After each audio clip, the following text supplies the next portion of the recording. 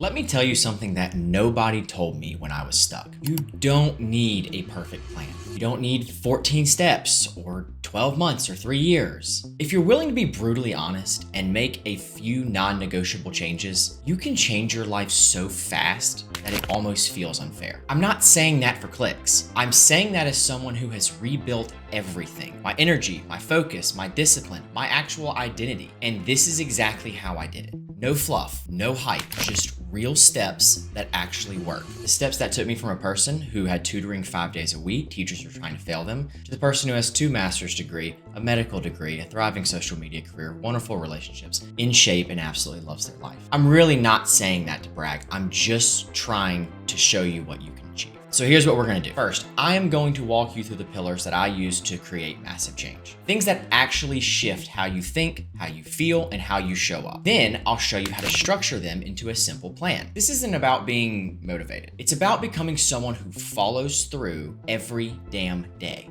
Give me a few minutes. This might be the most important video that you watch all year. So number 1, start moving like you actually want to feel better. We need to be honest. You are not going to think clearly, feel sharp, or have stable energy if your body is stagnant all day. And no, I'm not saying you have to become a gym rat or start training for an Ironman, but you do have to move, and you need to move with purpose. We live in a world where people are sitting all day, at desks, on couches, in cars, and they wonder why their brain and body feels like it's buffering all the time. Movement isn't optional. It's how you reset your system. It's how you tell your body, we are alive, we are doing things, and it is time to lock in. Here's how I break it down. First, lift heavy shit. Strength training isn't just for aesthetics. It literally shapes your mind. It improves your focus, it boosts your dopamine, it builds resilience, and it reminds you what it's like to show up for yourself consistently. You don't have to crush yourself in the gym 5 days a week. 2 to 4 full body lifts per week, life-changing. Second, walk. Seriously, I don't care how busy you are. You have time to walk. Start with 15 to 30 minutes a day. No music, no scrolling, just move and breathe. If you want to use this time to call a loved one, this is an excellent time to do that. Walking is hands down one of the most underrated tools for regulating your nervous system, resetting your thoughts, clearing that mental fog that you've been carrying around for months, weight loss. It's amazing. It's also incredibly simple, which is probably why most people skip it.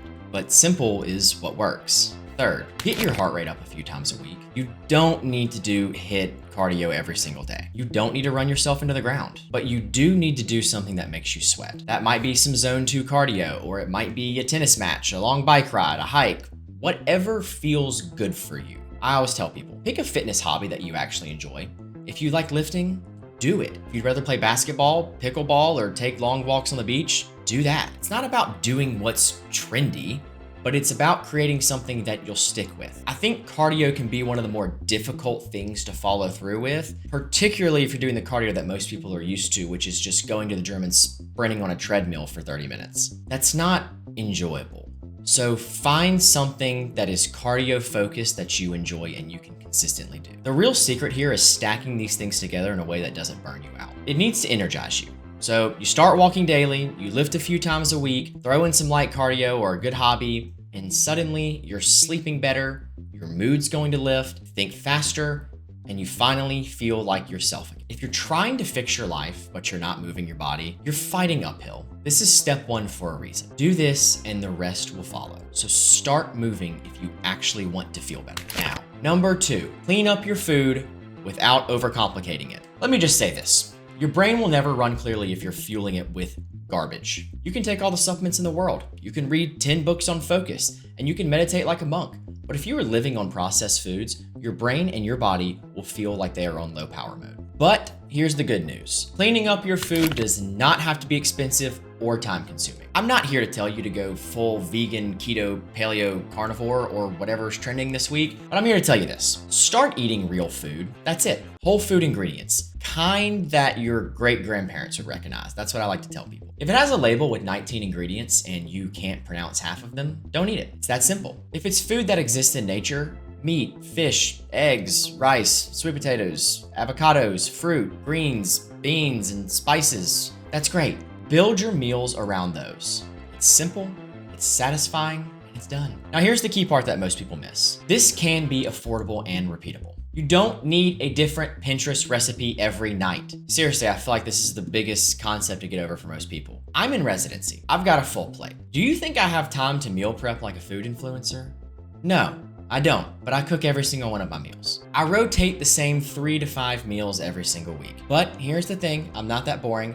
I add in some extra ones, the good Pinterest recipe every now and then, once every week and a half or so, just to add a little razzle dazzle. Once I've got that meal down, I throw it into the rotation. You start to build from there and it becomes really simple. I try to keep it stupid simple. Think ground beef, rice, avocado, salsa. Chicken thighs with roasted carrots and potatoes. Eggs, berries, a good yogurt for breakfast. Boom, you have got nutrient dense, tastes good, takes 10 minutes and doesn't drain your wallet. And if you are snacking on protein bars and sugar stuff all day, you are going to feel foggy.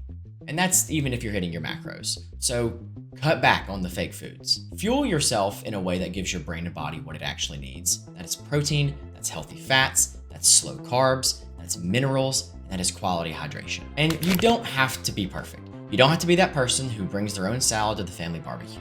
But most of the time, you need to eat like someone who respects their body. It's not about obsession, but it is a form of self-respect. Eat simple, eat real, and eat like the future you depends on it, because it does. Now, moving on to what I think is one of the most important pillars. Pillar 3, finding purpose. Let me be blunt. Most people stay stuck not because they're lazy. They stay stuck because they have no clear why behind what they're doing. They're waking up and winging life, hoping that motivation or discipline just magically appears. They have nothing to drive for, no real purpose to go after. That's not how this works. Here's the exercise that changed everything for me. I've used it with patients, I've used it with clients, and even friends who have felt completely lost. Seriously, if you do nothing else from this video, do this. Sit on your bed, eyes closed.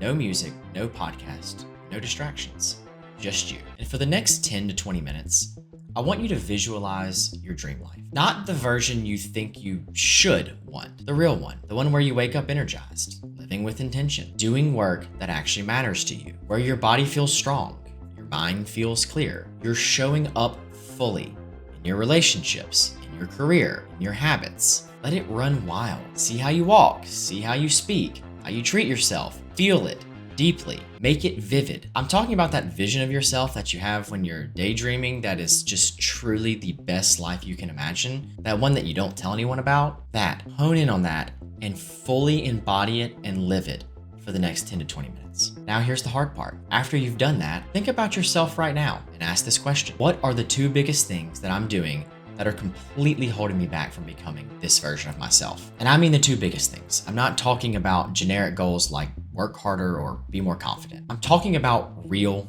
friction. Things like scrolling TikTok for 90 minutes before bed, drinking 3 nights a week and wondering why your energy's tanked, hanging out with people who keep you average, avoiding that one habit that would change everything. Write those 2 things down. I don't care if it's on your phone, piece of paper, whatever it is, write it down. And for the next 90 days, fix them aggressively, without excuses. You don't need 100 goals. You don't need a 20-step morning routine. You need to crush the 2 habits that are actively wrecking your future. You will be shocked how fast your life realigns once you do this. It's uncomfortable, but it's surgical, and it works. Genuinely think about the person that you can become if you took the 2 biggest habits that were holding you back, and over the next month, 2 months, 3 months, did everything you could to fix them completely. Most people don't fix one and let it plague them for an entire lifetime. That is upwards of 70 years. Do not let that be you. Pillar number 4, meditation, no exceptions. I'm gonna be blunt again. I don't care if you've tried meditating and couldn't do it. That's not me being insensitive.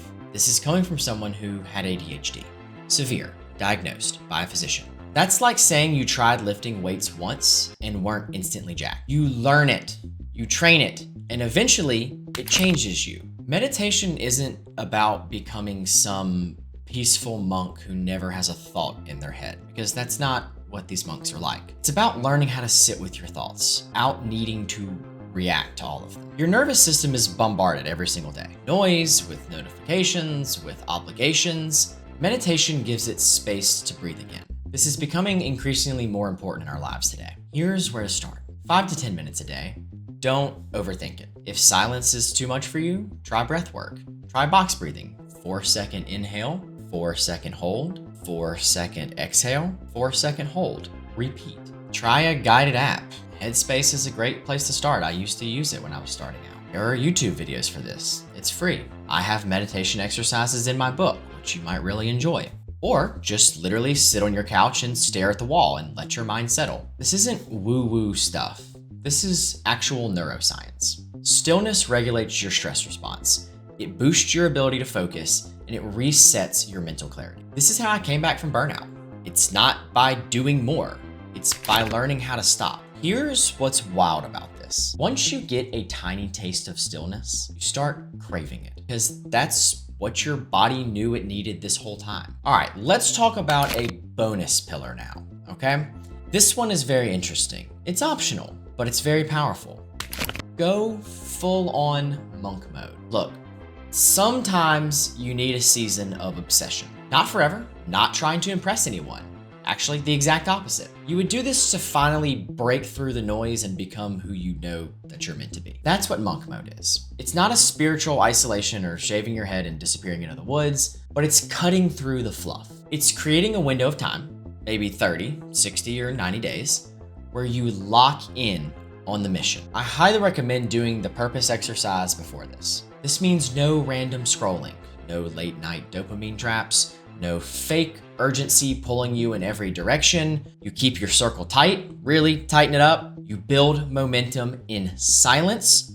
Don't tell everyone what you're doing. Just don't. You disappear and you come back dangerous. You come back a badass. You will be shocked how fast your life changes when you stop leaking your energy into 100 different directions. And yeah, it can actually be fun because momentum feels incredible. And when you reemerge and come out of the woodworks from that season, people are gonna ask you what you've been doing. Why?